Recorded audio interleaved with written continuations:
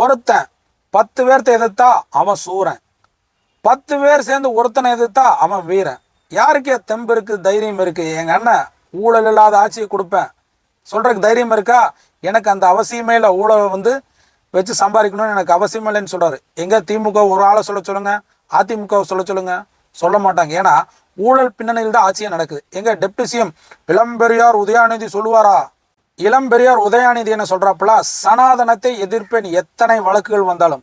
ஏன் சொல்றாருன்னா அதிகாரம் அவங்க கையில் இருக்கலாம், அதனால சொல்றாரு. இப்போ சனாதனத்தை நீங்க ஒரு அமைச்சரா இருந்து எதிர்க்கிறீங்களேன்னு சொல்லி அட்வொகேட் கோர்ட்ல கேட்கிறாரு. அதாவதுங்க, நான் அமைச்சர் தாங்க, ஆனா இருந்தாலும் சனாதனத்தை எதிர்க்கிற ஒரு பொதுநலவாதியா. சரி, சனாதனத்தை நீ எதிர்க்கிறப்ப நீ அமைச்சரா பொதுநலவாதின்னு கேட்குறாங்க. அது நான் அமைச்சர் மாதிரிங்க, ஆனால் பொதுநலவாதி என்ன சொல்றதுன்னு தெரியலங்கண்ணா. உதயநிதி அண்ணா, நீ டெப்டி சிஎம் அண்ணா யாருன்னா ஏமாத்துறீங்க?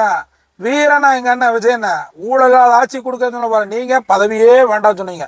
லைட்டா எனக்கு ஒரு இளைஞரணி செயலாளர், அப்புறம் லைட்டா டெப்டி சிஎம், அப்புறம் லைட்டா கொஞ்சம் சிஎம் ஆகணும்.